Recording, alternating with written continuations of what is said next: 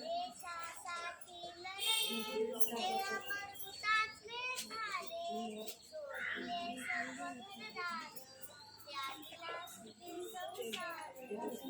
माननीय व्यासपीठ, गौरवमान्य वंदनीय गुरुजनवर्ग आणि माझे देशबंधूंनो, सर्वांना माझा नमस्कार. माझे नाव चैतन्य प्रेमानंद मेघावरी.